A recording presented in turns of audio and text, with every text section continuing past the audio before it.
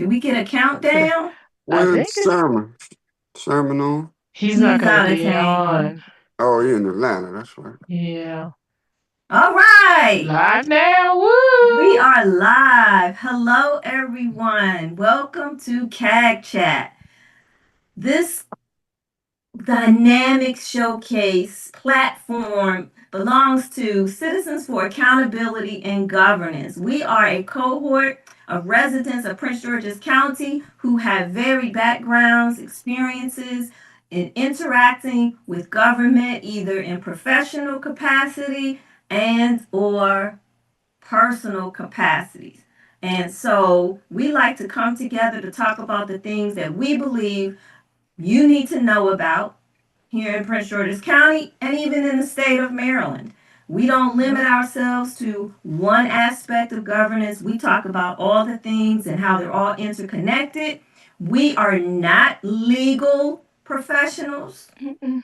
So, what you hear on this platform are our opinions, our research, our assessments based on work that we are putting in by requesting information, reading information, following you all on social media, trying to get a pulse of what you are concerned about, what you're talking about, what you know, what you don't know. We are your go to kind of source because we do this out of the goodness of our hearts. We are Yeah. not paid. This is Mm-mm. a volunteer public service. Yes. And as we come to a close on the year, we're going to wrap back around at the end of the podcast and maybe talk about some things that we are excited about for the holiday season. But in this moment, we're ready to catch you up. So we're going to start with introductions. I'm Lavon Reedy Thomas.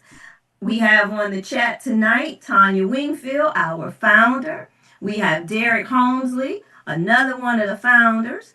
And absent tonight, but present out here in the internet world, is Sherman Hardy, our Yes. youngin in residence, our producer. So he's got us live going on your screens, and hopefully we won't have any issues tonight.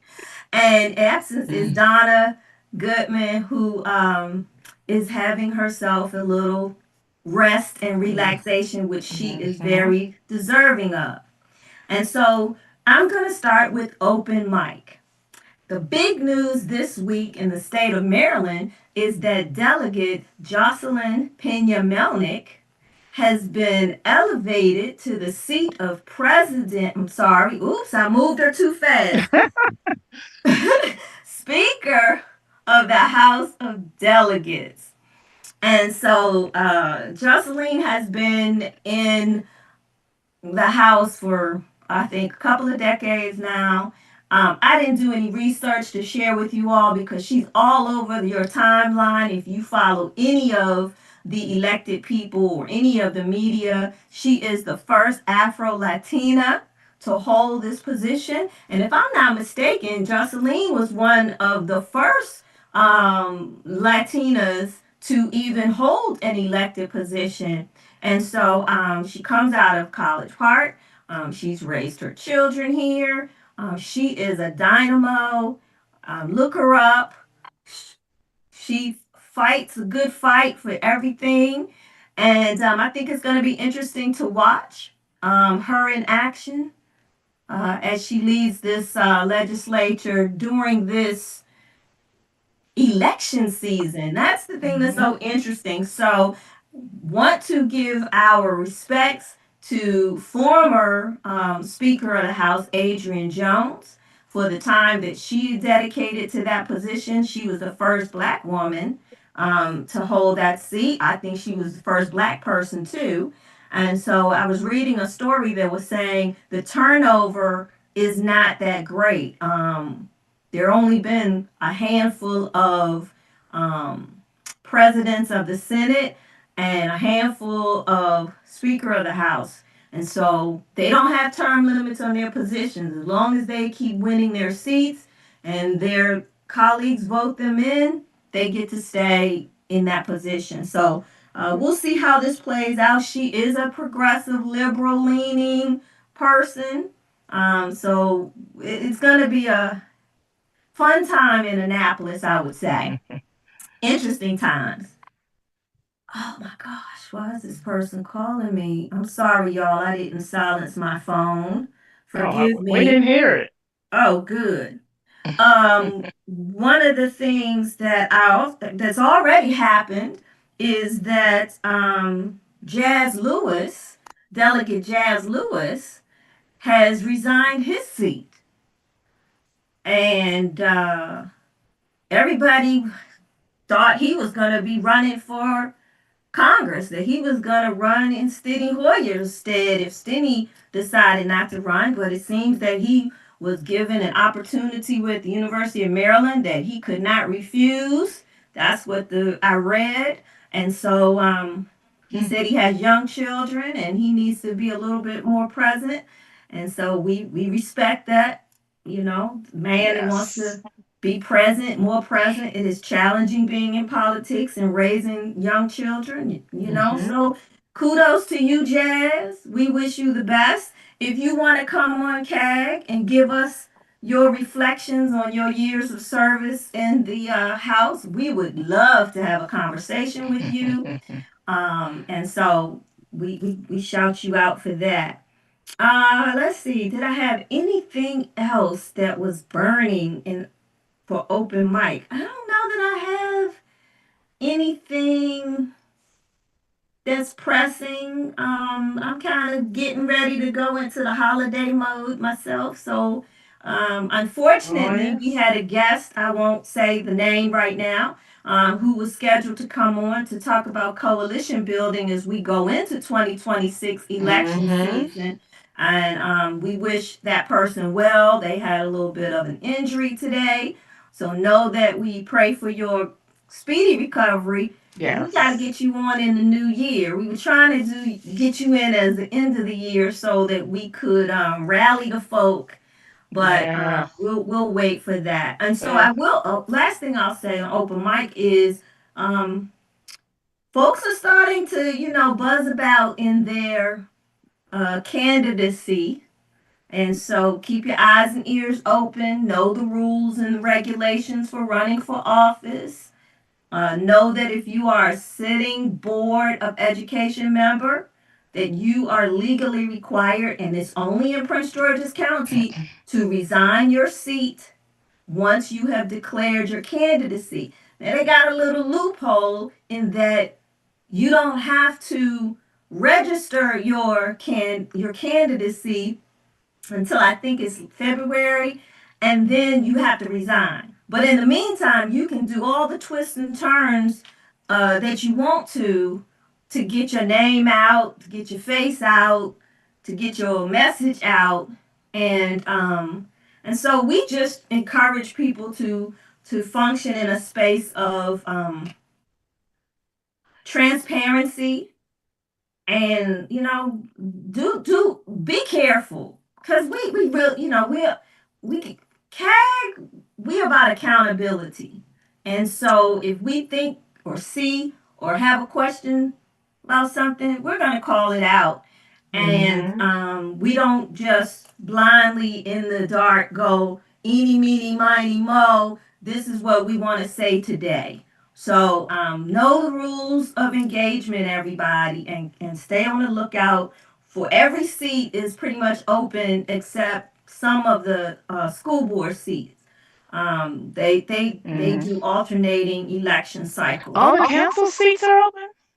Yeah, everybody has to run in 2026. They're not, they have more terms, but some people are term limited, but of course they have the option of running for at large, or they can run for another seat.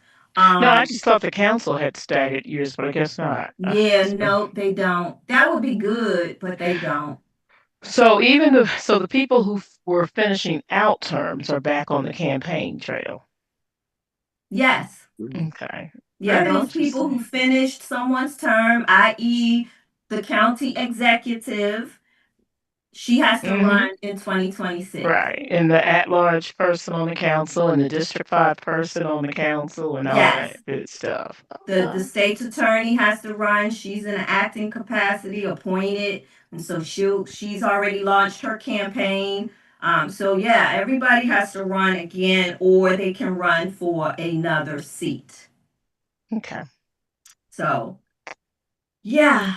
Anyway, any Well, questions, people? yeah, just kind of piggyback off of what you said. Hold up, If Tanya. Can you turn your volume up just a little bit? oh, you can't hear me? I can hear you, but you're a little low. You're Okay. giving Well, us quiet storm. I'm trying to make sure I keep Loud on my my phone. I'm trying to make sure I keep my voice too, because it goes in and out during the day, especially at night. I start losing it.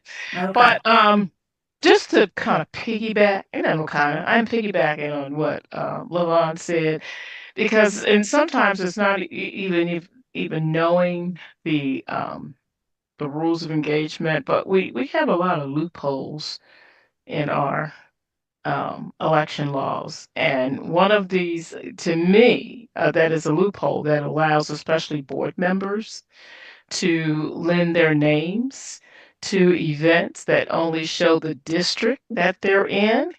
It gives them that latitude to kind of like take to lend their name or their position to an event, and then it kind of builds that link to that next office that they're running to. It's been done so often, and folks, I would just say, it just do the right thing. I'm not challenging anybody's integrity or anything, but just because a loophole is there, don't use it. It is unfair to non-incumbents that when you do that, and school board members, they know it because they've seen it done over and over again. So at some point, you just got to say, I'm going to do the right thing, and I'm going to go out there and campaign like everybody else fairly. And if you really think that you're the candidate, then move on. But yeah, just let's stop doing these loopholes, because we have so many loopholes in Maryland and in Prince George, all in our laws, to just let everybody skirt through and do things. So I just wanted to add that because it is very prevalent on the school board that they do this. And you Well, can kind of go they're the ahead. only ones limited because it's a nonpartisan seat. So I guess the idea is that if you're going to run and you have to declare a party, then it would kind of be a conflict of interest or Hmm. very duplicitous to keep serving on the school board, but you over here campaigning as, a Democrat. So Yeah. Well, and my point is also, we just because you can get away with right, it, just stop doing it. right, Right. right. Just Just stop doing it. let's be who we say we are and just set the right tone. Exactly. And we still open mic, right? Hmm. Yes.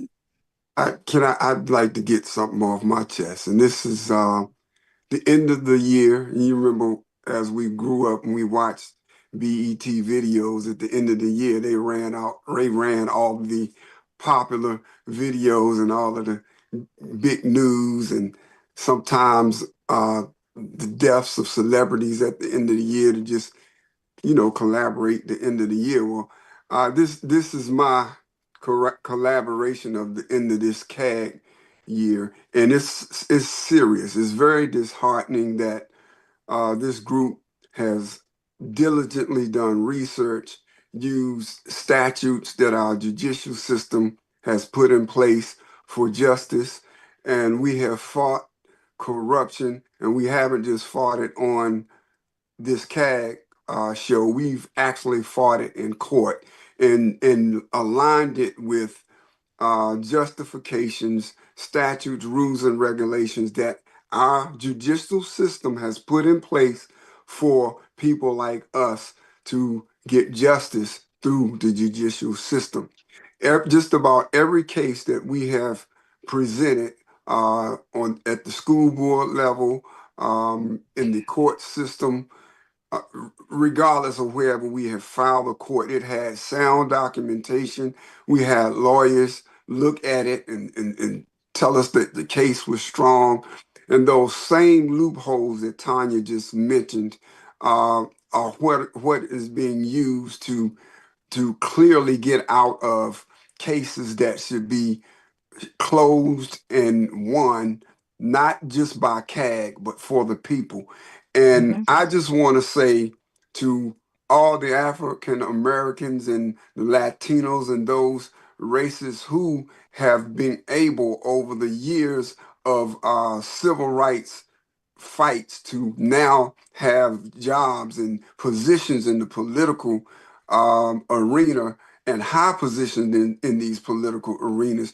You make all of these promises when you're running your campaign to get people to feel good and warm and cozy about you and go vote for you, and then you get in this beast system. Yeah, I'm getting biblical. You get in Mhm. this beast system, in this political system, and whatever morals that your parents raised you with, whatever you watched your own race suffer through in terms of justice and injustice, and you get in these seats of power that you can make some real change, not just to affect African Americans or Latinos, but Caucasians, Asians, people in general. We are all brothers and sisters, whether you want to think that or not. We are all created by one power, the Most High.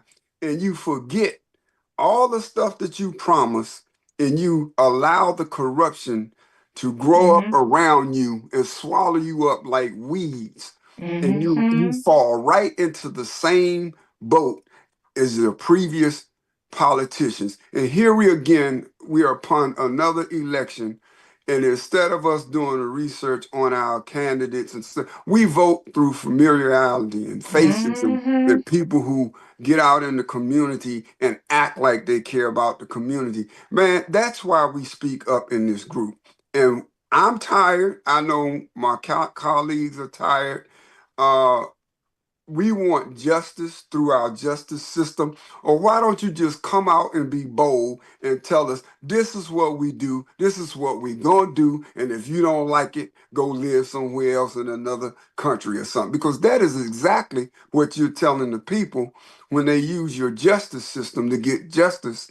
And you can't get justice. And now it's not just happening to African American people and Latino people. It's happening to people of all races not getting justice through our judicial system. That needs to stop. That's my piece. I don't say a lot. I keep quiet, but that's where I am. And I'm going to continue to be vocal with it along with my Mhm. colleagues and probably going to start speaking out more aggressively about it. And my last point, I'm going to leave you guys with this. I am not perfect. Neither one of us on this podcast is perfect, but we all are going to close our eyes one day for good. And we all are going to see our Creator.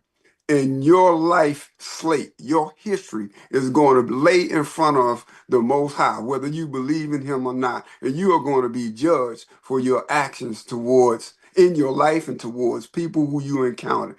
And you are holding a high position in the political realm. And my grandmother always told me, Derek, too much is given, much is required.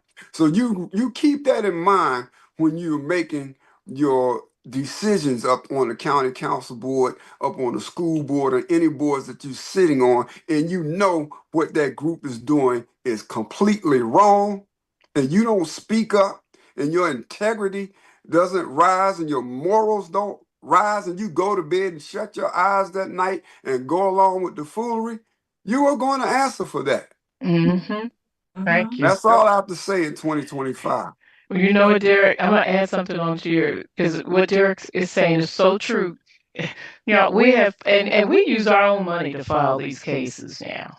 And these, I mean, it's so it's funny how chicken all these attorneys are to not want to go into court and argue a case with us based on the merits. They find every little technicality they can so they never have to argue the merits. And some, if when even when they have to, they're not under oath, so they just lie in open court. Well, just Dennis, justify who Dennis, those lawyers are. Dennis, Dennis. They just lie in open court. Yeah, and I said it. They lie. It's on tape. You lied in open court. And so it is sad that our Constitution was written supposedly so that citizens could redress their government when their government has done wrong. And we have just taken this. I mean, we talk about the 1600 Pennsylvania Avenue. I'm going to talk right off of log 202. The mess we see every day, just taking away the voice of the people.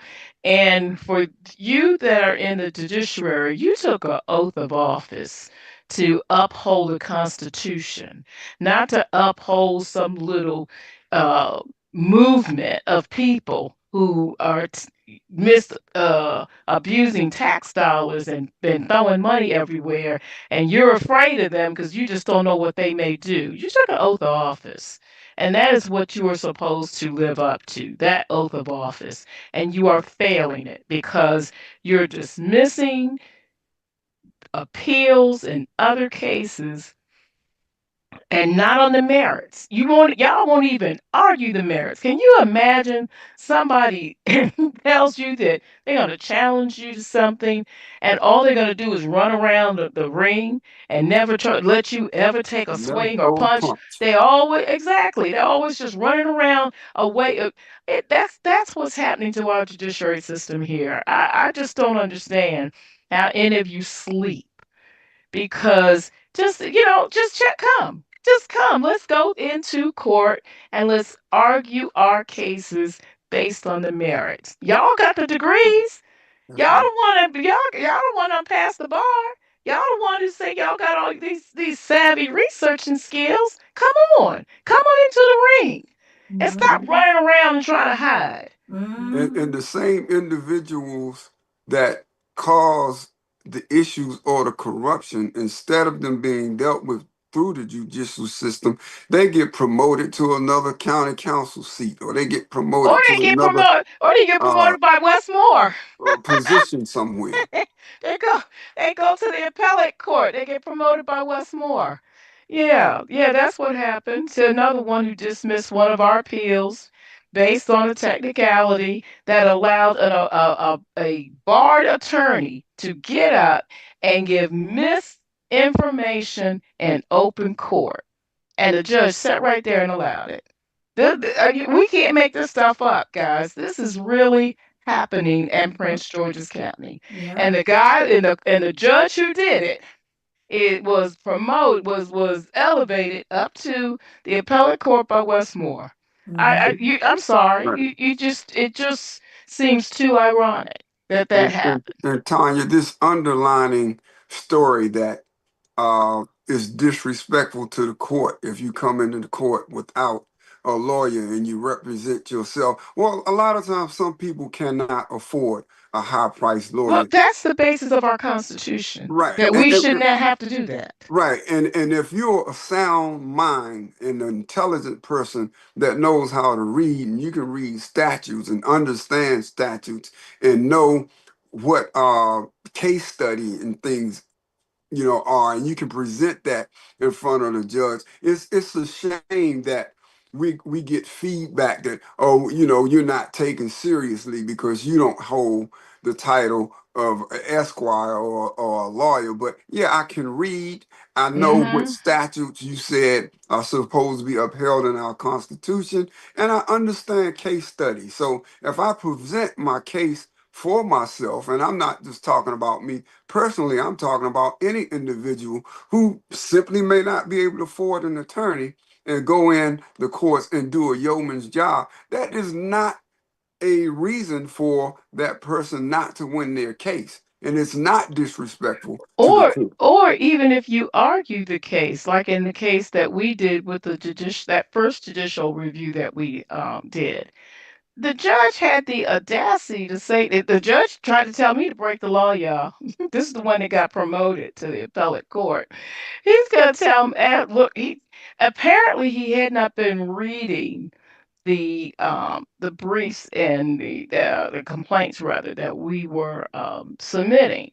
And so after he realized that our case could not be dismissed in 5 minutes, like the attorney that was giving misinformation told him, Mm-hmm. he decided to finally go read the motion and had the audacity to come back to the bench and say to me, Miss Wingfield, did you get an attorney to write these documents? I said, no, Your Honor. And he said, are you an attorney? I said, no, Your Honor. And then he said, well, this document is well written. It's well cited and has case law. And he said, oh, so you just know, you're just well versed. Well, guess what? I'm gonna treat you like an attorney. Right from right from the bench, this judge told me to break the law, to act like an attorney. This is what happened. I'm telling y'all, we can't make this up. These are the things, the shenanigans that go on in Prince George's County. And And go ahead. I just want to, as we talk about being ethical and the courts and all of that, and how decisions are delayed until a person conveniently can resign or go to a new seat. The other open mic story that I wanted to bring up was that the senator of District 23, Ron Watson, he decided that he would not sue the state because they told him he could not hold a position as an advisor to the superintendent. And in the story that I read, he went on about how he helped Dr. Joseph prepare his priorities and his budget and do all these things. And I'm Oh, so like, that's why we're $150 million in debt. Oh, hello. okay.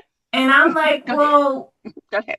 how, why would Dr. Joseph need your help? You have a background in education. I don't think he does fiscal stuff. So, and then you're the person that sponsored the bill that got Dr. Joseph or Mr. House to change from CEO to a superintendent and got rid of the hybrid board.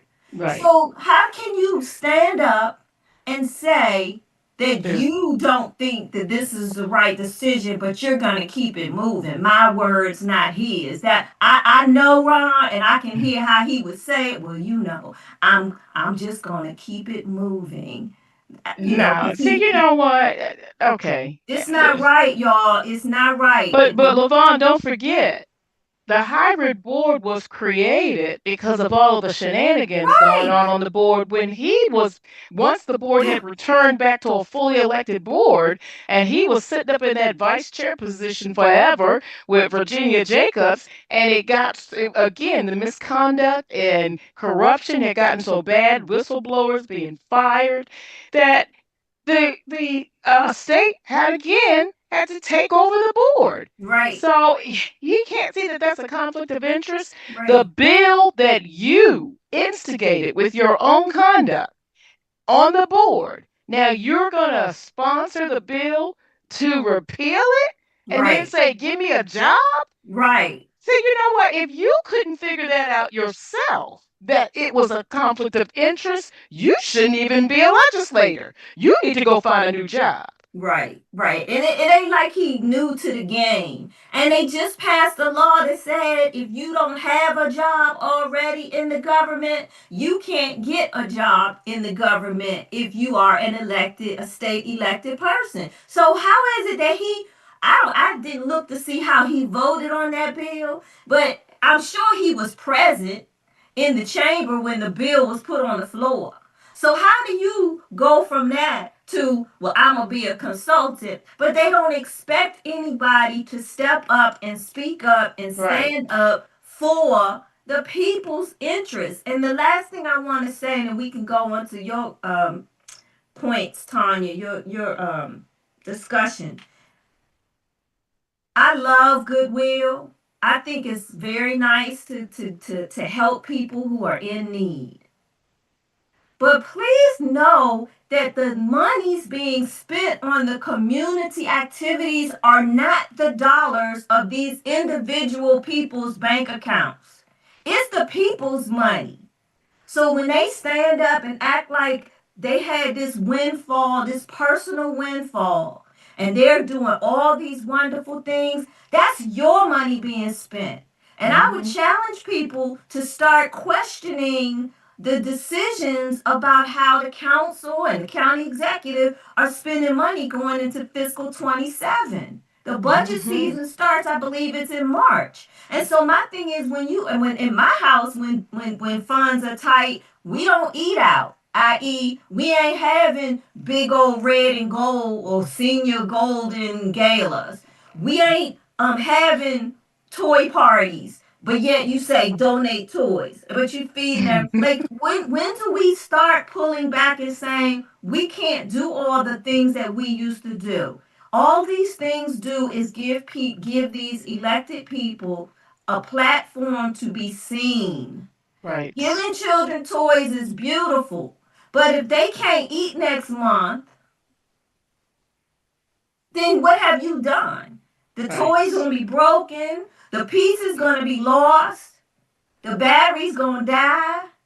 So the judgment that's being used on all of these events, this one is for the seniors and this one is for the young adults. Don't forget it's by districts, seniors by districts. Right, and then it's district stuff. And so understand that all the money comes out of the same pot, y'all. Yes. Cut from the same cow, shredded the same head of lettuce. It's all the same. And so we just want y'all to start asking questions about it. We're not being Grinches. We're not saying don't help the people. But if the council can do all of this goodwill stuff, what did Delegate Tavares tell us? They have $1 million in each of their budgets. That's $11 million that they have. Why not just decline that money going into fiscal 27 and feed it back into the social service agencies that would love to be able to do services that they know need to take place? Well, and not only that, remember, the county council is the legislative branch of government. They are not the programming branch of government. Right. They should not be out here doing all these programs. All of this Robin Hood mentality is breaking this county. You know, I have yet to see anybody call a town hall about how we are addressing this $200 million deficit. We have not heard any of that. Folks, y'all better understand that deficit is not going away while they're sitting up here doing everything they can. And because our leadership right now on the council and in the county executive office, they are blowing through every dime that they can get their hands on. Everything they get their hands on, they just blow. And it is not something structural that's going to benefit us. It is not decreasing our deficit. It is not raising our AAA scoring. It's not doing any of that. All it's doing is giving them opportunities, like LaVon said, to do photo ops and campaign on your tax dollars. Y'all better. None of this stuff is free. Y'all need to start. I know I checked my cell phone bill. My cell phone bill just went up. You better check your cell phone bill. Because remember, that energy and the cell phone tax that used to be at the state level that went for education. Remember now, before Angela Alsobrooks trolley on out to the Senate, she took that money away. Yeah. And that money now is in the hands of a bunch of renegades. And I'm saying, that just have no concept of fiscal responsibility. Just every dime that hits their hand, they spend. And then they do it by district. You can't have a county this disjointed and we be successful across the county when everybody got to have their own event. Right. It just doesn't make sense. Right. There's not enough money to go around. So I will challenge anybody. Look at your phone bill, see if your phone bill has gone up. I know your utility bills have gone up because they got that energy tax too. Look at your taxes and see how they've been increased. This stuff is not free. Right. All It this is. stuff they're telling y'all that they're doing for seniors and for kids that are in foster care. We And we tacking it we on to the back end. exactly. Haven't seen haven't seen a report yet on that $800 a month that people get. What they say, no strings No attached strings for 2 attached. years. It's been 2 years. We still waiting to see it. And Angela running around having meetings talking about she's working tirelessly on this issue and that issue. And I'm like, really? Tirelessly? What does that mean? Housing. Well, did Yeah. you know what your housing agency looked like when you left here? But you want to get into affordable housing. Now, I give them credit. They did pass the legislation with that the county gets first right of refusal on multifamily properties that are being, that are up for sale or whatever. And I think they just bought one, or I saw something recently where they just decided to go in on one. And my thing is that's a good thing, but is that going to be public housing? Like how does it work out once you have the building? Now what does that look like? But that's a whole nother conversation. We'll leave that for 2026. Exactly. But Tanya gonna do. y'all better start understanding it ain't free. Nothing is free. Mm, And for you all thinking that you're getting something free, like Derek just said, it's coming on the back end. You know, I one of my favorite movies is Goodfellas. And remember when the guy got Paulie to back him up in his restaurant, and the guy would bring all the stuff in and it looked like he was getting all of this great stuff from Paulie, and then it was being shipped out the back door, and he couldn't understand it. At the end, he had to burn his place down because it was just, he was bankrupt. This is what's happening to us. mm-hmm. All these smiling faces and these posters, and they smile. They got the best smiles, y'all. Nice blue suits, so crisp. And while they're smiling in your face, bringing you crabs to your face, they're snatching the money out your wallet. Yep. Y'all Yep. better understand this stuff is not free. Squandering the inheritance is what I'm saying. They're like children who and when I say children, I'm not just talking about the ones that are young. Yeah, These the adults old, too, these mature people on the council done watching bumped it. their heads. I don't Mm-hmm. know who these people are. I ain't never seen them before. They're not the people I've known in the past.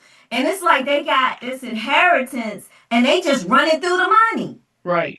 I was reading about Daryl Bell, the guy that played Ron on Different World. His father was the first black business on Wall Street in the stock market, was a millionaire, multimillionaire. He died young, I think like in his early 50s. And Daryl Bell went through the money, it said that he just didn't make good decisions or whatever. Then maybe his father didn't have a business set up to protect the interests and all of that. And maybe Daryl Bell thought, well, I'm trying to be Hollywood. And so I, and before he knew it, it's gone. And so that's how they Mm-hmm. acted. And this ain't y'all's money. This ain't y'all's county. This ain't y'all's government. Right. Y'all better, yeah, y'all need to start asking questions. Look at your tax bills, look at your phone bills, look at the additional taxes that you're paying, because this stuff has to be paid for some way. We don't have additional revenue streams. And it's sad because it's really almost like black on black crime because you keep taxing your own people Yeah. to death Mhm. and then smiling in their face, letting them think, as long as you can get a crab, as long as you can get your grass cut, as long as they sell your bill of goods, that we're gonna help pay your utilities. Guys, we can't afford it. I'm a senior citizen. And I'm not taking advantage of this stuff because I know it makes no sense. You can't afford to do everything. Mm-hmm. Okay, now, because we're not going to be on here long tonight, but the other thing, I want to get back a little bit to like where Derek was talking. because we had filed some appeals, and I'm gonna eventually get this stuff together. I've been fighting the flu, but so we filed two appeals. One of the appeals that we filed at the state was because Dr. Kerry Wright, who's our state superintendent, and what's so funny is now we filed this in July. We filed this in July. And the way the process works, after you file it, they give 30 days. If anybody else wants to join the complaint and have any more information that they want to submit, they can do that. So then you go to August, when the board will start asking the people that we're filing the claims against to respond. Now, the board gave the local board the opportunity to respond, and they had to have their paperwork in on a certain date. Well, the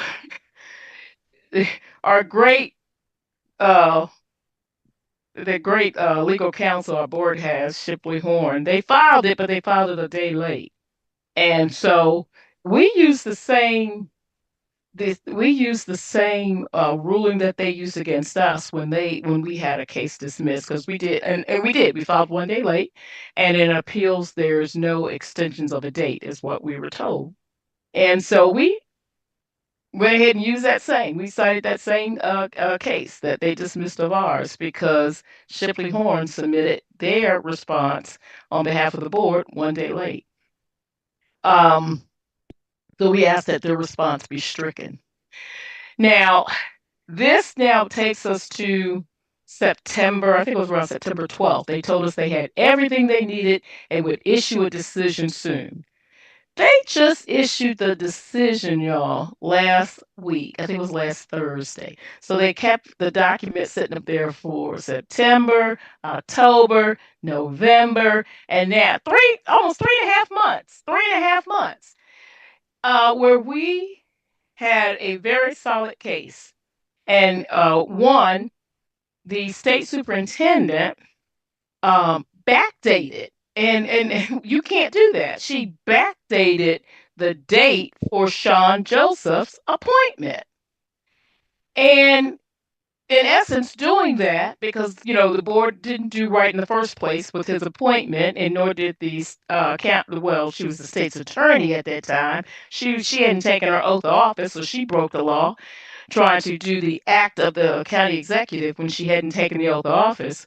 So we were saying, based on that, we wanted the Dr. Joseph's appointment reversed, and they sat for 3.5 months, y'all. 3.5 months on that appeal, and then plus we did the appeal where the board never did the appointment of Dr. Joseph. All they did was approve his contract. And if you read how the law says, they're supposed to do the appointment of him, and then they can negotiate the contract. It is on video where Dr. Felton Moss is saying, I just want everybody to know that tonight we're just voting on the contract. That's all we're doing, voting on the contract, because he's already been appointed. But that's because they thought he was appointed because the county executive had the authority to do it, which she doesn't. And so there were some things that were filed where the school system gave so many different responses. It ain't even funny. They can't even keep up with their lives, y'all. They gave one response. That's where I was going. Yeah, they gave one response when they were responding to our Open Meetings Act violation. Then they gave another response when they were responding to the MPIA. Then they gave another response when they respond to the state. We got all these different responses. And go ahead. CT, when they hold stuff for 3 months like that, and you already know your case is tight when you submit it. I want y'all to know you're not dealing with unintelligent people. We know you're struggling to come up with a loophole or to find a way to to conquer a well put together uh, case by us or whoever the person is, and I believe they know when they rule in our favor or anybody's favor the one time, it's going to be a trickle down effect because, like you said, Tanya, they have lied at each stage about something that all these lies are going to pile up. And when you finally get And a they're in crack in that writing. one case, it's going to expose all the lies. We know what you're doing. We know Exactly. what you're doing. And you know what you're doing. But like Tanya said, get in the ring, put the gloves on, and let's go. Yeah, just stop running all around the ring, trying to not be hit. But it's so fun. But so we have three different responses from them, and it's just so funny because here you saying you did it, then you say, oh no, we didn't do it. We did it in executive session. Oh no, we didn't do it, and then nobody wants to sign. Then one of the responses, guys, I didn't even ask for this document, but this is what the school system sent. That's just how scared they get. So they're going to send a document saying that they um, met and everybody voted on the separation for Mr. House. But then nobody want to sign the daggone document. Only one person signed it, the board chair. The Uh, board chair. and what did Without what did the school board laws constitute on that? Yeah, he's supposed to show. They're supposed to show the minutes of the meeting. Yeah, They're supposed to show how many. They don't have to give all raise the the names, name. but they're supposed to show they had a quorum when the meeting was called. They had a Yeah, quorum when the vote was taken, and they're supposed to show what the voting was. Nobody wanted to sign the document. That tells you a lot. Nobody wanted to sign the document. Only the board chair signed it, which which is a again, that's like unilateral signature. again, that's like him signing the $800,000 settlement contract, which he doesn't have the authority to sign. That settlement paper, that settlement paper and worth a piece. It's just not worth the paper it was written on. And hats off to the OIC office for doing their due diligence in investigating the separation of Mr. House, and they brought out the very things that we said from the beginning. You're going to have a separation paper where none of the negotiating attorneys have signed it. Not one. No attorney signature on it. The thing wasn't on letterhead. There were no page numbers. I mean, it's just the sloppiest. There's no way in the world that that is a legal document. And And it has the board chair. Brandon Jackson doesn't even right, have enough common sense to know you don't have that authority. He signs a document saying that committing the system to paying $800,000 to Mr. House and doesn't have the authority to do it. And so these are the things we were challenging in our appeal. We had tight case law, and every you know what? Here we go again, running around the ring, not wanting to box. They didn't want to throw a punch. They just ran, and so they dismissed it, saying we didn't have standing. One document they said the complaint against the state superintendent. Now you can fire the state superintendent, but or recommend that she be fired. But then you said you didn't have jurisdiction to reverse any of her decisions. So we need to think about that. So you're going to tell us to take it to the circuit court and ask the circuit court to give you relief and do that. Then on the other matter, you're going to say we didn't have standing. One of the petitioners is a parent with kids in the school system. They're going to say there were no parents in the complaint, and then they're going to say we didn't show harm. Well, we didn't ask for regular standing. We asked for standing under the taxpayer standing, which gets into a violation of public trust, which we had shown. They have granted us standing on those two, on that, and we used the case from the Supreme Court where the guy didn't want to the lady didn't want to do the cake for the same sex couple. They've granted us standing under those two conditions before, but this time they're going to say we didn't have standing. and therefore our case is Well, dismissed. even somebody's blind, can't read, or they just flat out, like you said, telling you we're not gonna do it. So what you gonna do about Well, it? they had to sit for 3 months. They held this document up for 3 months, and this is what they came up with: no standing. We But have no see, jurisdiction. the fact Right. that they don't have a timeline upon which they're supposed to respond, or do they?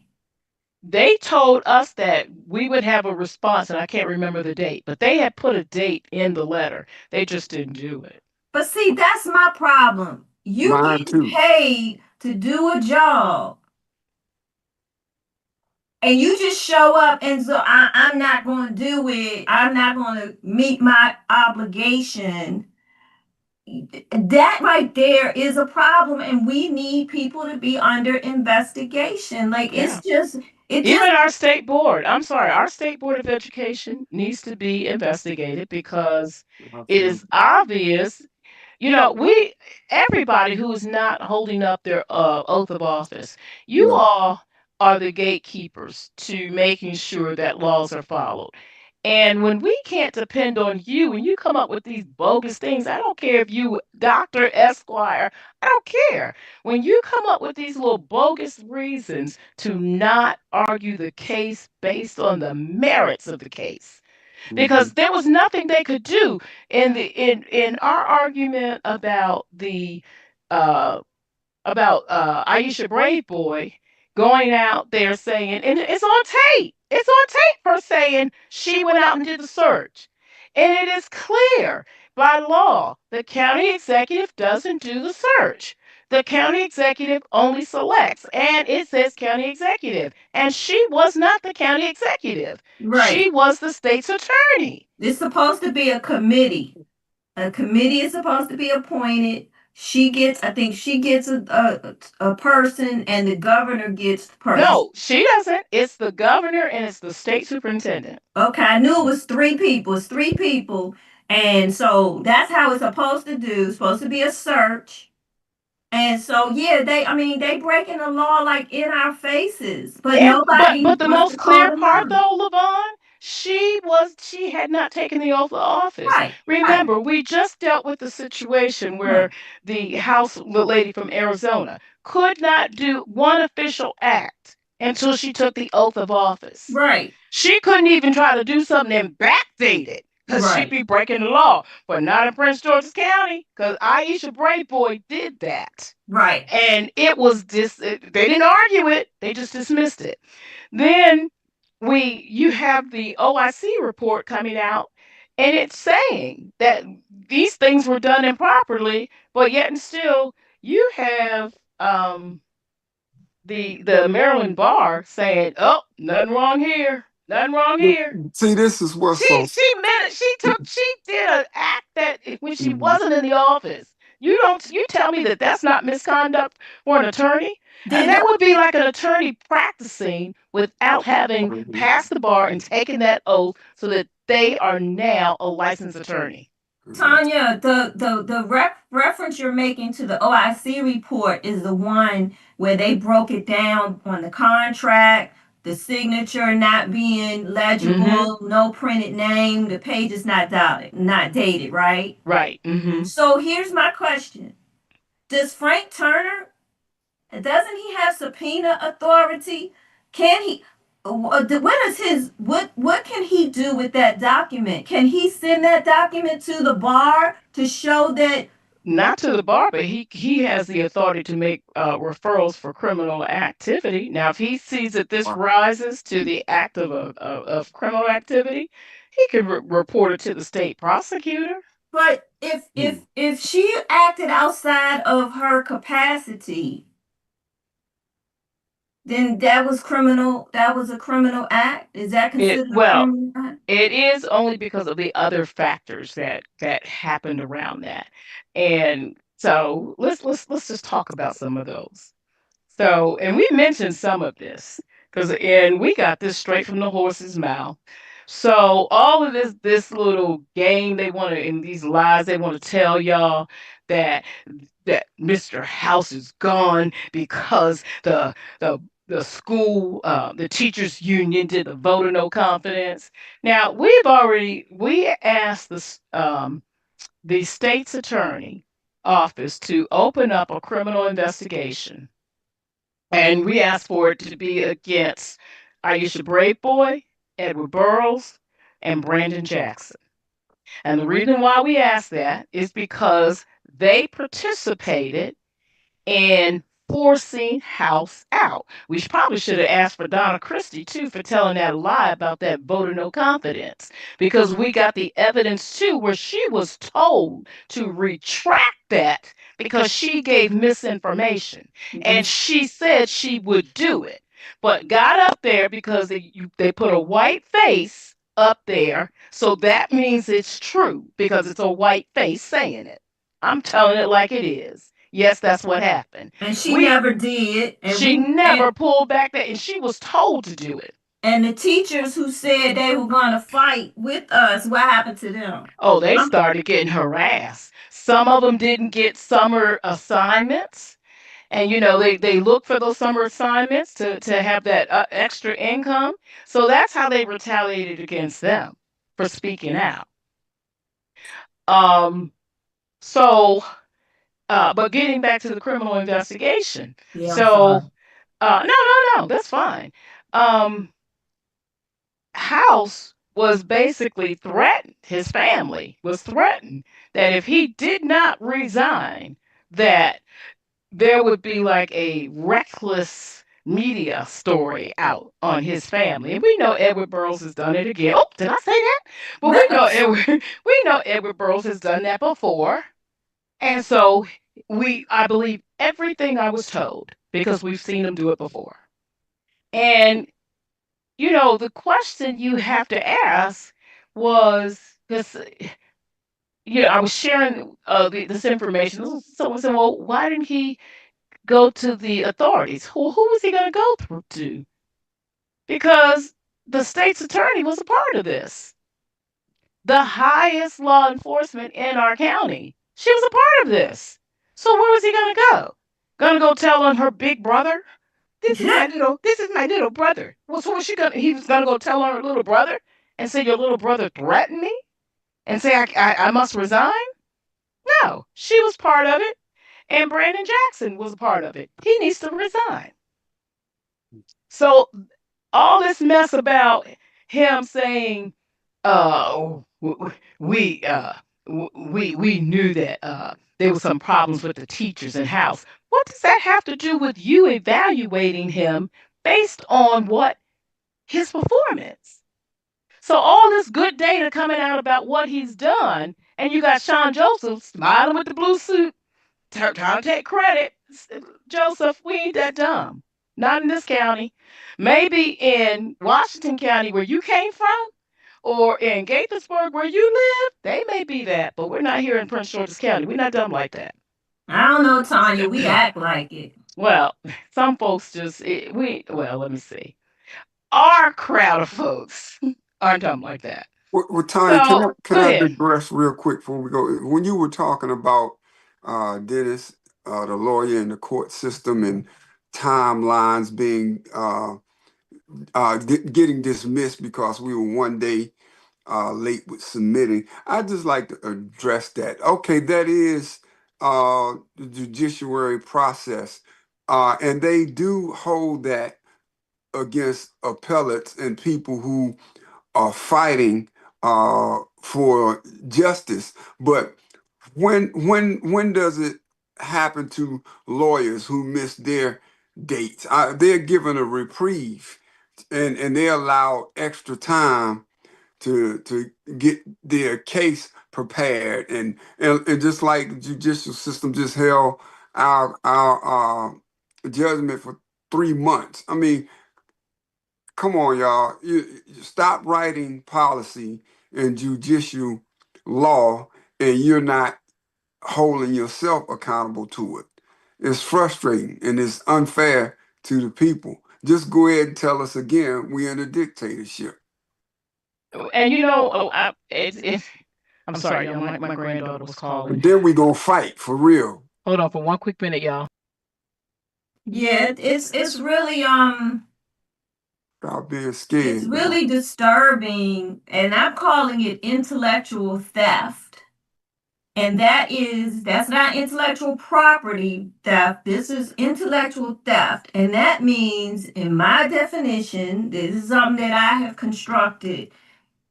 We know better. We want y'all to do better. You tell us that we're incorrect in what we're asking for, and and then go on about your business. And it's like, but we know better. It's right here. It's plain as day. So when the case where we were rejected and it said there was no harm, well, how do you define harm? So it's not enough that we vote these people in and we expect them to uphold their oaths of office, to follow the law using our tax dollars. So now, because you can't pinpoint harm to my address, to my specific family, to my property. So now that you're saying they didn't do anything wrong. Hmm. So And that's how do you show insulting. harm with like the last time they said nobody tax dollars are earmarked. Yeah, but our tax dollars are not earmarked saying your tax dollars goes to this, your tax dollars go to that. Our tax Right, dollars go into one pool. right. But that's why we started using the taxpayer standing. And they've been granting it our standing since we did that until we had them over a barrel and they knew it was nothing they could do because they would have to then say the Constitution doesn't exist with what we had put in our complaint.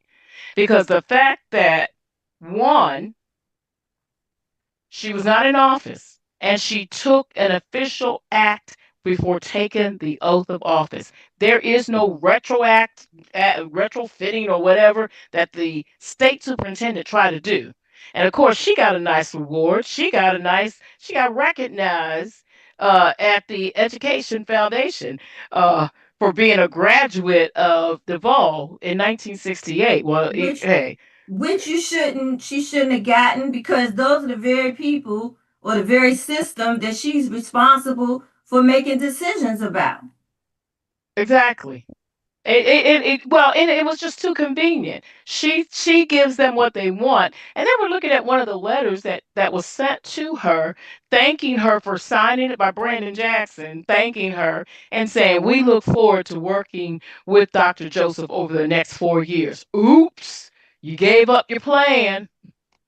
That's what he said. Over the next 4 years, we look forward to working with Dr. Joseph over the next 4 years. And he got a 1 year contract. Mm-hmm. 1 year contract, and you let him go in and fire all these people on day one, even before his contract was official.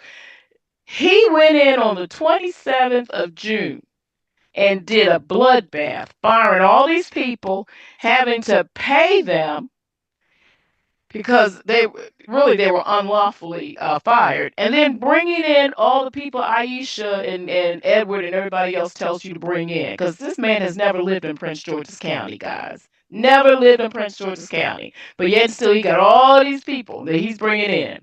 He knows all these people to bring in. You know what? Not only that, because we do our research. So I found out, I did my research to find out when did he get his superintendent certification.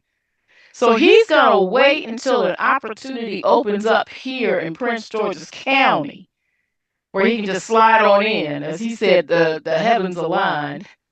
Um, but before then, he didn't have a certification. He didn't think about getting his superintendent certification until this. And the reason why we know, because based on how often you have to renew, and his next renewal period means that he renewed sometime like, and I think it had to be like February or so of this year, but he just renewed his license to be a superintendent. So all of this stuff that they did, um, it I mean, one, they're just sloppy. But the bottom line is we asked for a criminal investigation because of the fact that we were told that house was threatened to leave. Edward Burrows should have nothing to do with the school system. Brave Boy should have nothing to do with the school system, especially as the state's attorney. But yet and still, now you see them in everything that has to do with the school system. Especially when they said they didn't want the county executive to have so much influence over what happened in the school system. Didn't they say that? So Isn't they that why that bill was sponsored? But Yeah. even more, what's even more disturbing, because Sean Joseph is just showing himself out to be nothing but the yes man for Edward Burrows and Aisha Brave Boy. He started this superintendent budget advisory committee. First of all, they haven't been having, usually the budget is presented to us, I think it's like around October, the beginning of November, and that didn't happen. So I don't know what, I thought Ron helped them do all that stuff. But anyway, so we haven't been having our regular budget hearings. But the people that he put on this committee, the county executive who approves the budget, and Edward Burrows, the council, who should not be seeing. They don't usually get to see the line items for our budget, for the school budget. The county council, when they approve the school budget, it is not line item approval. No. It is a category approval. So here they are sneaking in, slithering in to get this information and control over our budget. And as Edward Burrows did rightly say one time, the school system is a cash cow that everybody wants to get their hands on that budget. And now we're seeing they done blown through every budget in this county, people. Y'all better understand. And now what are they going after? Your children's budget. And Dr. Sean Joseph, who is supposed to protect your children, is letting it happen by putting them on his committee, which makes no sense. That is almost as a big a conflict of interest as hiring Ron Watson. There is no way in the world he needs to be here. He needs to go. I'm sorry. He needs to go because it is obvious what his agenda is, and I don't want to hear no more about we're united. The only thing they're united about is taking over this county for their own selfish consumption. That is it. It is not to help your children. They are sitting up here. There is a $150 million deficit on that our school system has.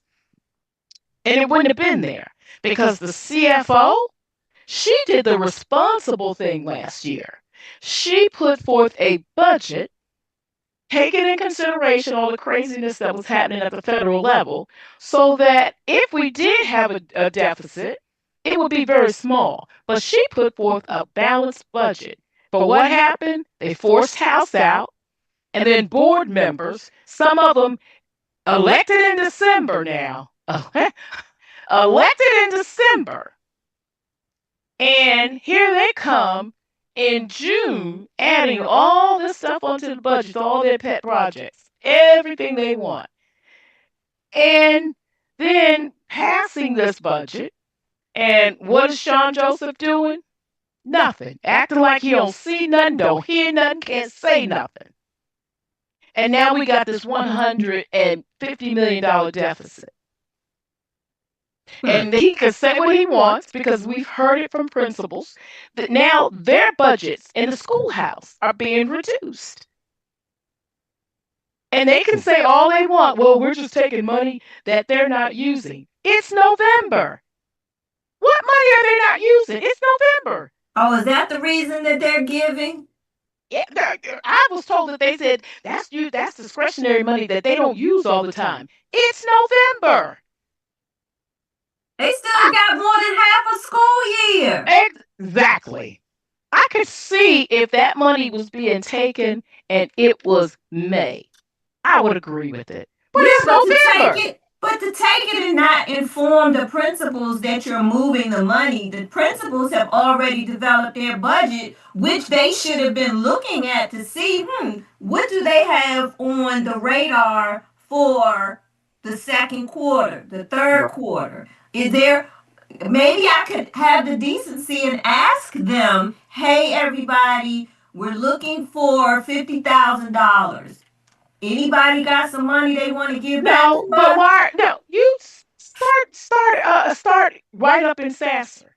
All those district liaisons that they just hired because board members are claiming we're overworked. Well, you're overworked because you keep adding on work that's not yours. You Right. want to do, you're just there as oversight, but no, you want to add all these committees and do webinars and do and give out wrong information about the budget process. You want to do stuff like that. And that's not your job.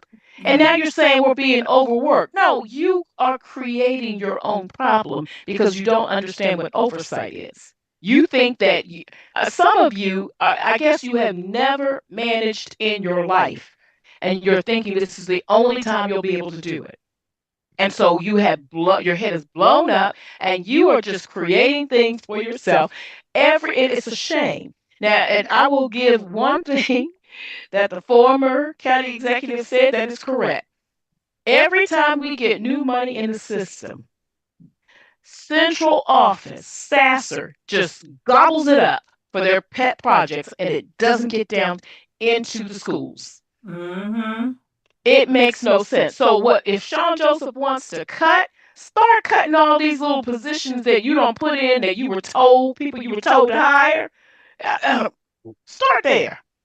You don't need all these deputies. You don't need all this administrative stuff. We got cut there. Right. Add programs to the curriculum the right way. The county executive ain't got no business telling you what programs she's negotiating for the school system. She needs to be figuring out how to get rid of this $200 million plus deficit. That's where her butt needs to be sitting. Not be sitting around running all these little photo ops. Mm-hmm. It is time, guys. We have got to get smart. And we have got to, and I know sometimes people get upset and they say, well, that's a good program. I'm not talking about the program. I'm talking about putting things in place that becomes unfunded mandates, spending money that we don't have, adding things to the curriculum that we don't really need. That's what I'm talking about. Right. Like that Lumi partnership with Colin Kaepernick. Nick. What does he know about technology and literacy? He's just a face. That's like me coming in telling you that Coca-Cola is the best soda for you to put in your machines because I played football. I played basketball. I mean, and then you pick Largo High School. Is Largo the school that has the most literacy issues? We never saw how they decided to even pick Largo, let alone how they decided to pick this software company. And all of a sudden, we're supposed to be okay with it. We're not saying that we should not bring in enhancements and supports to get our children where they need to be, but we are saying that you should follow procurement and do RFPs and do outcome checks, data analyses. This is a brand new company. Reminds me of that Leapfrog venture that we had with Andre Hornsby, where he just decided he gonna get us all this technology for the kids and all this equipment for the kids, and come to find out he had an investment in the distribution of the material of the product. Yeah. So my question is, how did Colin Kaepernick become on the radar, or how did Prince George's County get in Colin Kaepernick's on radar? How he know about us? And what is it? And then you all, there's a whole purpose, there's a whole reason for a process, because when they start bringing in these programs and they bring in these people need to be investigated because, or have background checks, because they're going to be around children. Right. You don't know everybody that's coming along with this. Right. This stuff is just crazy what you all are. I'm so glad I have no grandkids in this school system. I thank God they're all in DC, because this stuff makes no sense. We've already gone through that one time where kids were molested and injured because proper screening wasn't done. Right. And now you're exposing kids to this same danger. I'm not saying it's Colin Kaepernick, but it could be somebody that they bring in that's working with them on their program. We don't know Well, because they we said don't. that all the teachers are trained on it, so they had all these people making comments. Oh, we love it. It's this, it's that, it's the other. Well, how much did it cost to train the teachers? Right. And now the teachers have to incorporate this software into their curriculum that was established how many months ago and meet the goals. And again, why is the county executive bringing Bringing this. this to the people? It's okay if she wanted to come to the event, but it really should have been led by Dr. Joseph. Well, and not only that, there's a process so that there's public input, so that the public can know what's happening. We can do our own due diligence, investigate. We can give comments on it. This is totally bypassing the people. Mhm. And again, when you start doing stuff like that, you put kids in danger. And then the thing about AI, do y'all really understand what it means managing AI? I'm in IT, and what a lot of people don't understand, they go to the cloud and they get their new systems in the cloud, but they don't understand cloud upgrades are continuous.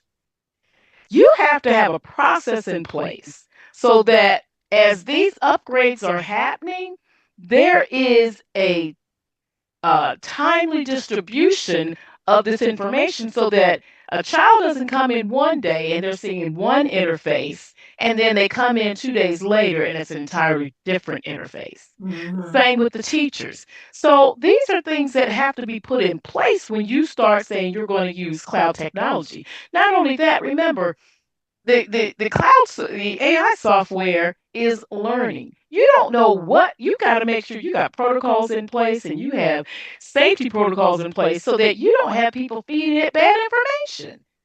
So how do we know that this is all in place? We just want to say, oh, it's AI. And people are telling me that kids can't even write with a pen and paper. They want pencils because in case I make a mistake, I can erase it. They don't know how to write with ink pens. They don't know how to write a paragraph. They said if you ask a student in high school to write 3 to 5 sentences, they what? No. Let me start over. Write a paragraph expressing X, Y, Z. What's a paragraph? See, that's bad. Huh? And the person I know is a new teacher. And they were like, what do you mean, what's a paragraph? It's 3 to 5 sentences. You want me to write 3 to 5 sentences? What? Can we just write one? Don't know punctuation. We're handicapping our kids. You know, AI has its place, Yeah. but it has to be taught responsibly. Mm-hmm. I know in my studies, there we're told we have to use AI as we prepare for writing our dissertation. There's software that we have to use, but at the same time, they're teaching us to do it responsibly so that we still don't lose our critical thinking skills.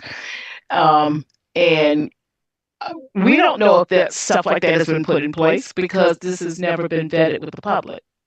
So, but getting back to the other thing, the criminal investigation. We asked for this criminal investigation.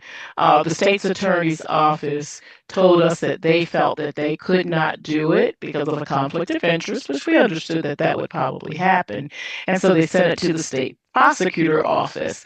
Now, our only problem with the state prosecutor office is that that's the black hole for justice because they can't tell you where they are with the investigation and stuff like that. So we don't know what has happened. We did requests of the state's attorney's office and we have not heard back. So we will definitely follow up. But we asked that the state's attorney office refer it to another county. Why don't you put it down on Eastern Shore? Put it down there and let them check it out and do the investigation. But we asked for them to either send it to another county or petition the courts to allow them to appoint a special assistant state's attorney to do the investigation And because it don't needs to pay be them. investigated. Don't pay them the rule in your favor. No, Let exactly. the process be clear and clean process based upon facts and merit. Yeah, So but it needs to be investigated. It needs to be people need to be subpoenaed. Mr. House and his entire staff, they need to be subpoenaed so that the people can know what our elected officials did. And they need to be exposed for their corruption and they need to pay. And y'all need to think about it. Of course, they're going to try to drag this out because we have to now appeal the case since they dismissed it, and they know appeals can take a long time. And of course, they're out there on the campaign trail. But we're going to keep bringing you all the facts because you need to make sure that when you go vote, you stop this corruption. It's got to stop. And some of you should stop it once you see the increase in your phone bills and your taxes, and know that you are just being hoodwinked. Ain't nothing free, and this stuff is not free.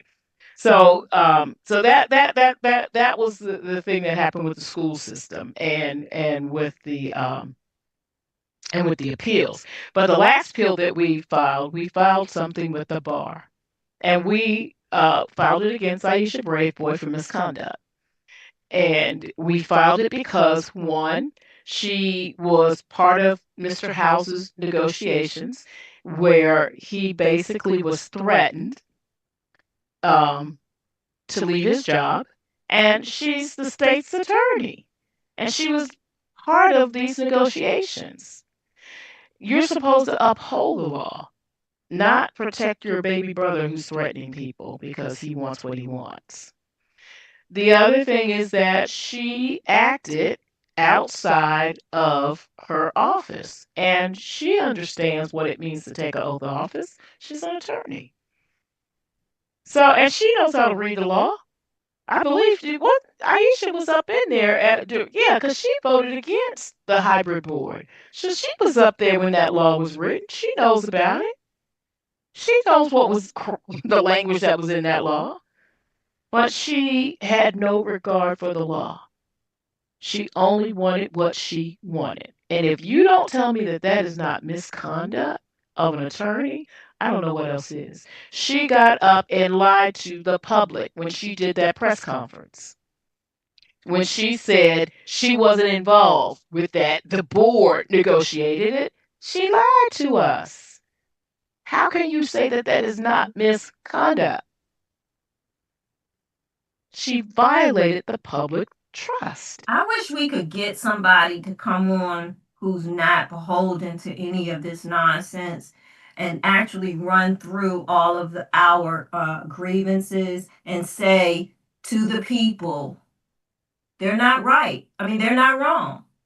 They're right. Absolutely. There's a case that that's on record, and I'm telling you in school and you have family stuff, and so I don't expect you to go find all the case laws or whatever, but I'm sure there's a law out there, a case somewhere where somebody overstepped their right, their privileges, and we just, there has to be precedent. They were in there. Our appeal had all that in there. Right, and so they're just covering up because here's the problem. It's like your house. When you start cleaning up, you start with a drawer, and then you got to figure out where to put the stuff that you took out the drawer if you don't throw it away or you don't give it away. Then before you know it, you're going to the store to get another bin, a storage bin or something, because you want to start putting stuff in there because eventually you're going to buy yourself a wall unit that you can put everything in. And then before you know it, you're going to redecorate that room. That's what this is about. This is about them getting distracted and deterred from doing what's right. And I say distracted and deterred because some people, I don't believe, are upholding this stuff because they don't know it's wrong. They're upholding it because they don't want to go down the tubes because they got responsibilities. And I can't lose my job. There is a fear in this county. I never forget when Rashern was in office, you know what people told me? Ain't nobody scared with Rashern. Rashern can't get nothing done because they not. I said, what you mean they not scared? He don't threaten people. He listens to people. He talks to people. He If he don't want to do it, he don't have to do it. But ain't nobody scared of him. They don't feel any fear. Why would grown people be afraid for their jobs? This ain't the plantation. Who gonna whip you? I do not understand the mindset of fear in the workplace. I think that people have responsibilities. It's not that I don't know. Knowing something and understanding something, meaning I don't relate to that. Maybe if I was a single woman out here trying to raise some babies, I would fall in line too. But that's not my story. But what I will do is work with the folk who have to stay in these spaces so that they can have a better work environment. And that's what we do. So stop telling us that we this and we that, we the other. If you got an initiative that you're taking on, if you have a problem that you need fixing, get on it. We'll back you up. But to come on the page and criticize us for our efforts or be a plant for your friends to try to challenge what we're saying, back away. Go peacefully into the night because we got receipts. We may not express things the way you all want us to express them. We don't have to give you every line of thought that runs through our head when we're presenting a position on something. Remember, we don't do this for money. So if you haven't kept up with what CAG is doing, you need to backtrack on some of our posts. You need to research the topics that we're talking about because we don't have to lay everything out to you.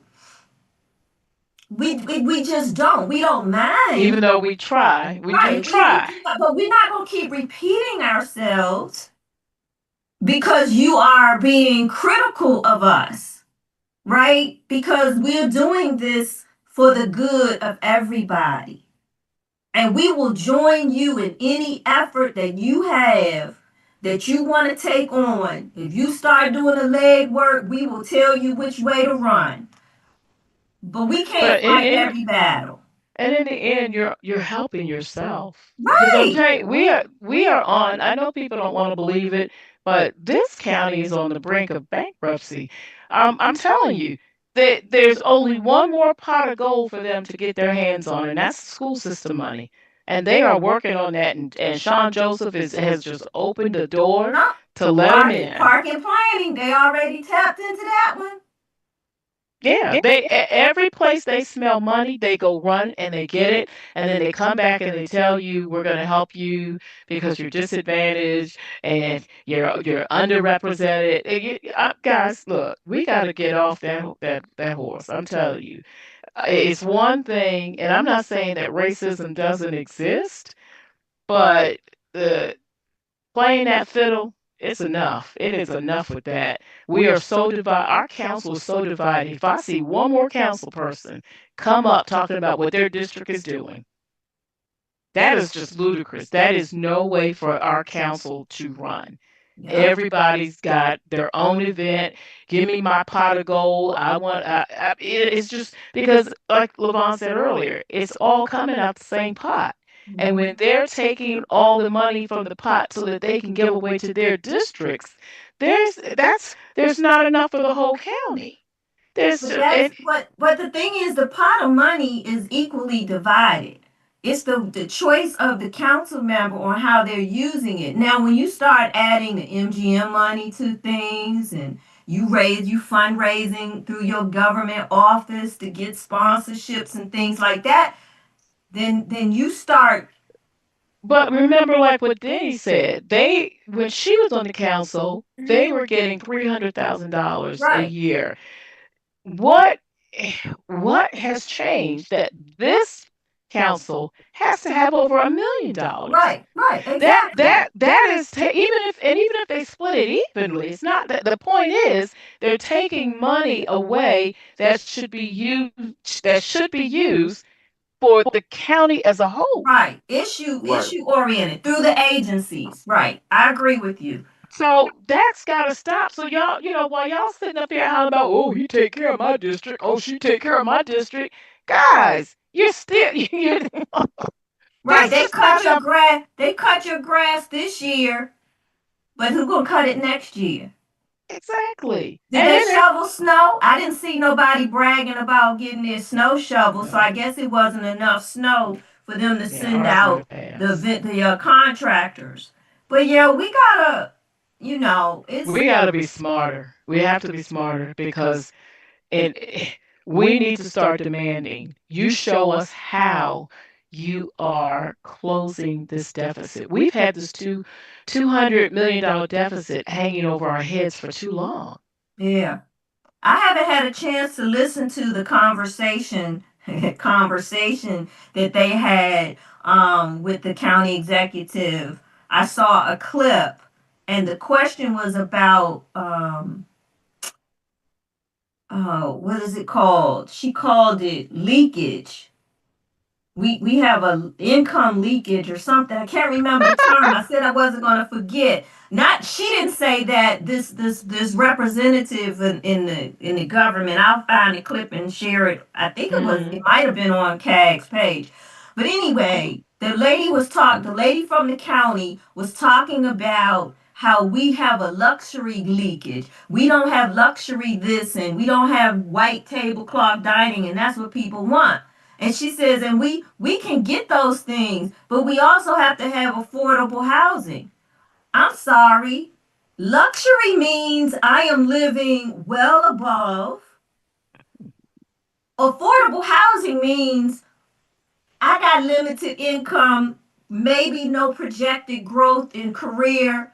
I'm raising a couple of kids. I got my mom living with me. I want to buy a house. The two don't even jive. I'm like, what is she talking about? And then they ask this man, I don't know who he is, and he says something about, yeah, we've got uh egg an egg or some breakfast sounding restaurant coming and something else. And and we've got some other things in the works that I can't talk about right now, but we're gonna be filling in those gaps. And I'm like, what they say? They ain't So, say nothing. What so they say more didn't places, make more no places sense. to eat, and you spend more money. You Hey, spend hey, more money to ladies, eat. while we just throwing out things that need to be worked on, can I just say this point? The other day, Prince George's County Public Schools had a 2-hour delay. There are many private schools and Catholic schools that base their attendance to school on inclement weather days off of the Prince George's County Public Schools decision. They made the 2-hour delay decision and came back about 6 or 7 o'clock this morning and changed it to what was it, all day. They Closed. just cancel school. That I have to speak on this, and people can say, Today's school was closed? No, no, no, last no. week. This Oh, was last last week. week when that Okay. happened, and I just have to speak on something that I was somewhat a part of being responsible for, and it was very integral, the part that I took in making that decision. In actuality, the superintendent of schools is to make the final decision, but the recommendation comes from the transportation department, which in the past had 8 supervisors on the street at 2:30 in the morning, in between 2 and 3 o'clock in the morning, and making an assessment countywide. Whichever of the 8 supervisors had whatever section of the county, they are responsible to ride the roads and the streets and the communities of their supervisory area and submit a recommendation to the director of transportation by 4 o'clock in the morning, and that recommendation to the director then goes to the chief of supporting services by 4:30 in the morning, and then that goes directly to the superintendent of schools before 4:45, so the superintendent of schools can notify the media and the TV channels by 5 o'clock in the morning. And the reason that process has been in place for years, and this is for future inclement weather situations, Prince George's County Schools, since we are in that part of the season. That process is put in place so that we don't look stupid out here, uneducated about how to handle inclement weather calls, and it gives the superintendent sound recommendation from his staff on protecting our students and our staff. When you make a call like that, and thank God it really wasn't that bad, you already have bus drivers out on the street transporting kids to school, and then you come back and close school like that, then they got to go back and get those kids and take them home, or whatever they have to do. And you have parents who have uh, done something to alter their Right. day, or either they've gone to work based upon your supposedly Right. professional diagnosis of an inclement weather situation. You skated past a bullet this time. Next time it might hit hard for real, and you don't make the right call. And to my understanding, the transportation staff no longer goes out on the street to make the call. People are making the call from their bedroom windows, and you cannot see the whole county and the streets and the condition that the streets are in Wow. if you don't have Wow. physical bodies out there on the street. And that is not, I'm gonna hurry up. That is not something to be taken very lightly. I want to take y'all back about 5 or so years ago, maybe more. A principal was on the way to school in inclement weather because they made the wrong call, and she ended up getting killed, and she died. One of our own Prince George's County public school principals. I think she was the principal of Rosaryville Yeah, is that what Elementary School. happened? It And they was wouldn't even name the school after her. after her, right? So that is how important that call is. So, Dr. Joseph, I haven't met you, and I'm saying this out of love to you and your school system and the community and our kids and our teachers. Make your staff accountable for what they're supposed to be doing during inclement weather conditions. And the director of transportation constantly has the weather report on his running ticker on his computer, or on his TV in his office, where you get cable and channel 8, where you constantly keep up with the weather during inclement weather. So he's the first person that's supposed to say, hey, staff, look, we're getting a call tonight for inclement weather. I need y'all on the roads by 3:30 so we can make an assessment and a recommendation to the superintendent of schools by 5 o'clock. I mean by 4:45, so he can put it on the news by 5 o'clock. Just my Yeah. 2 cents. You mean they can't get that through Chat GPT? Listen, man. I'm just being Yeah, bus drivers had gotten there, sitting in the buses, Absolutely. heating up their buses, and were told, "Oh, school is closed." Close. Yeah. Because people don't live in the county.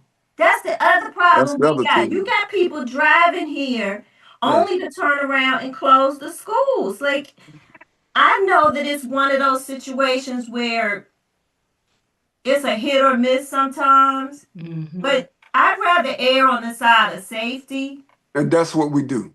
and take the hit, Right. All across the nation in transportation, not to cut you off, LaVon, you hit the nail on the head. When parents get upset and get mad at you for making a call to close, and nothing happens. I understand that too, but error on the side of safety is what we are doing, because we would rather do that than not make the proper call and people get injured and killed and hurt out there. So Yeah, please, Dr. Joseph, keep that in mind. I kept my kids home. I mean, that was a privilege that I had. I could keep my kids home. And everybody doesn't have that. And then when kids Right. don't go to school, some of them don't get to eat. So I That's know right. that there's a lot that goes into the decision to keep schools open. Absolutely. But what we have to recognize is our children are traveling too far to go to school. They're traveling too long. Nobody should be on a bus for 2 hours to get to school. I'm No. sorry. If the education is that bad where you live, then maybe you just gotta find someplace else to live, or maybe you just need to find a different school or choice for your children. But I would never put my child on the bus for no 2 hours. Right. Well, yeah, well, we got to talk about these specialty schools next year because Yeah. some of those things weren't supposed to be. Yeah, Are we but ready to wrap? yeah, I just want you just remember we're coming up. 2026 is an election year. Um, and we got to get out of electing based on name recognition. I'm just going to say one thing and then I'm going to be done. Because um we got to start voting people in based on experience, not based on oh so and so endorsed her. You know, we need to look at experience. I'm just going to put this out generally right now. If I if there's a doctor or a lawyer, somebody of a profession where they have to have some type of certification or they have to be licensed. If I have a doctor who's had his doctorate degree his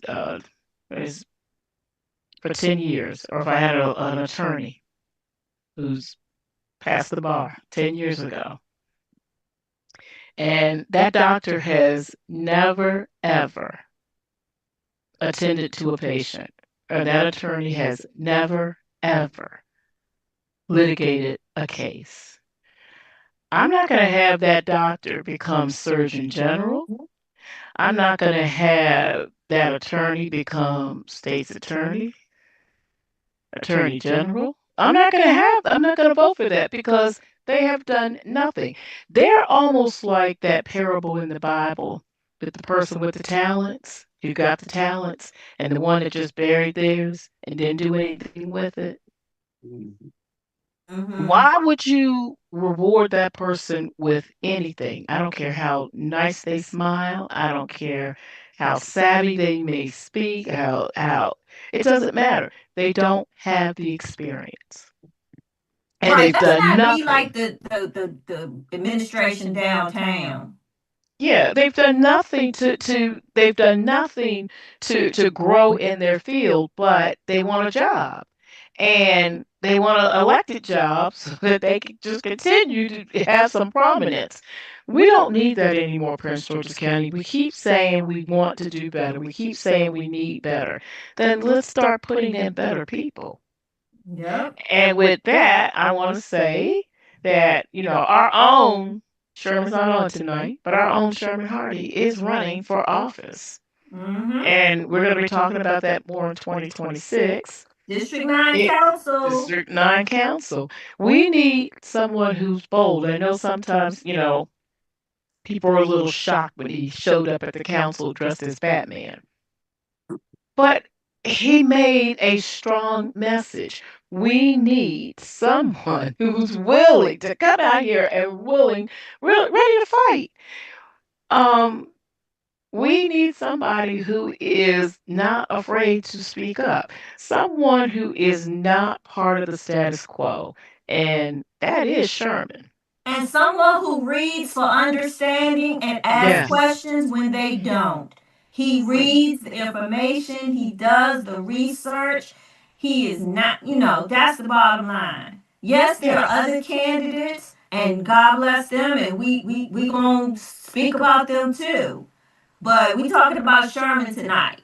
Yes. And Yes. Sherman has worked hard this year Yes. on behalf of the people of Prince George's County. He's an intelligent young black brother with a lot of energy that we will hold accountable respectfully to represent not only CAG, but to represent this county the way it needs to be represented. And sometimes some of the faces have to change, y'all. It can't be Exactly. some of these same faces and musical chair. Now, I'm okay with it being the same person who has a track record of excellence. We're not saying that, but we're saying if you Yeah, have but where are some they right now in our government? right, so you got to do your homework on who is new that is capable of getting the job done, and then we got to hold them accountable into what they said during their campaign that they were going to do for the county. And you know what? And sometimes it's not even what they say on their campaign, because so many people lie so much. I'm surprised that they don't have a wooden nose out to stretched on 95 that going all the way to Florida. You could just slide down their nose to Florida because they lie so much. But and there's one other person I want to say, because I told this person that I would support them because we got to get out of this. Well, she's already in the office, so let's just let her stay. I'm sorry, Aisha got to go. I'm saying it. Yes, I am. She does not need to be reelected Nope. because she does not know what she's doing. It's reflected. I've had people who worked at the state's attorney's office who left at fast because of the disorganization, and she's brought the same disorganization to the county executive I office. wish those people would speak up. I know, I wish they would. Enough with all of, the photo ops. You can't even show us how you're going to balance this budget. So, with that said, uh, let's look at new faces. Let's look at a Tanya Sweat, county executive. Let's Yep. look at Tanya Sweat. Yep. No doubt. And both Sherman and Tanya served their country. They have served their country. And now they are still in public service, still trying to serve their fellow man. So, yeah, I've already put that out there, who I will be supporting for county executive this round, and we're going to be doing a new thing. Everybody doesn't have to be on the ballot. Remember, we do have other ways to elect people legally. So I want y'all to start listening to Tanya Sweat's message. I want you to start listening, please, to Sherman's message. It is time for change in Prince George's County, and it's time for change for people who are going to do the right thing. And Not for change for people who don't want to go to jail. and leave the ballot system alone. Let the ballot system be the fair. idiot ballot. Let it be fair, and let the people speak. Don't mess with the numbers. Don't tinker with the machines and all of this good stuff. Let people vote for who they feel they want to represent them, and let the numbers speak for themselves. Amen. Okay, y'all. Yes. It is the holiday season. We have been heavy duty all year. We've been heavy duty tonight. These last 10 minutes, because Sherman gonna cut us off at 8 I o'clock. know, 8 o'clock. That's the only problem And I'm with him not hungry. being live with us. We gotta follow the schedule. So with this in mind, I want to say we're going to talk about, you can say something about the season, a memory, a well wish, or anything. And so I'm let y'all go first, and I'll close out. Derek, you want to go first? Ladies first. Oh, okay. Well, I'm going to tell you, this has been a year of growth for me. Some of you know I lost my only brother this year, and then we lost my stepmom and a very close family friend who all passed within less than 30 days. And so this has been a year that I've grown to really thank God for everyone around me, and to be more intentional with giving roses, getting letting people know I'm grateful for them. And so as we come into this Christmas season, I just want to just love on people. Hold them accountable, but also love on folks. And so this is, I'm thankful for ending this year. My morning time still has I still have some morning periods, but I'm just so grateful of the lessons that I have learned over the last few months. Okay. Derek? For me, this holiday season and this year has also been, in fact, the last 15 years of my life has been a struggle. It's been riddled with valleys and lows more than highs, but I have never lost my faith in the Most High. Whatever He desires for me to struggle to and struggle through to get me where I'm supposed to be, to do what He purposed in me here in this earth, then I'll just go through it. I'll cry, I'll fuss, I'll do whatever, but I'm not gonna give up on him. But remember that he is the reason for everything, and your family is the reason for everything. We get caught up in the materialistic things and what under the Christmas tree that somebody bought me. I don't look for gifts anymore. If I can look across the table and see my father, if I can look across the table and see my mother and my brothers and my sisters and those who are still here with us that have not gone on, that's enough gift for me, and it gives me the strength to go on and continue to love people and to even love the people that I have issues with. I try to love you past that issue, as long as you don't put your hands on me. uh, but we have to come back to understand what life is about, how precious life is, how short life is. Some of us were just 15 a couple of years ago, and now we got gray hair. I mean, it goes by that fast.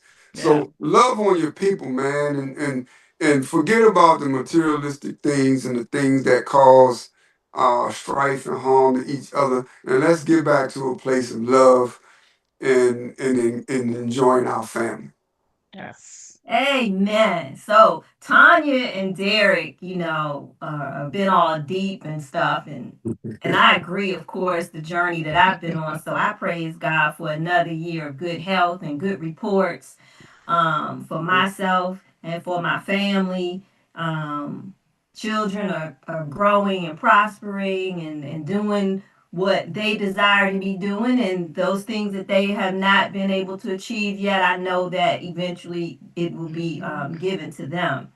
But I'm gonna be a little shallow here, and I want for Christmas under the Christmas tree is a job. Okay, I want a job. I mean, I guess that's not too shallow, but I'm putting that on the altar, under the tree, on the list. I'm sending it to Santa Claus. Like, hear ye, hear ye. What they say, go tell it on the mountain.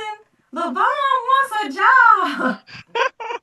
So that's that. Oh, that's what I forgot to do was my update with park and planning. I'll do that in January.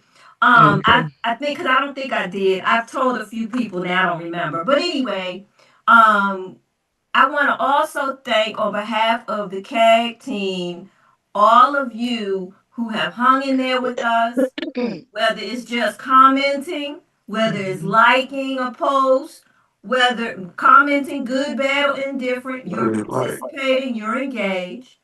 The people who share our information, the people who give us information, the people who read our information, okay? The people who give us a wink wink and a thumbs up, And even a challenge.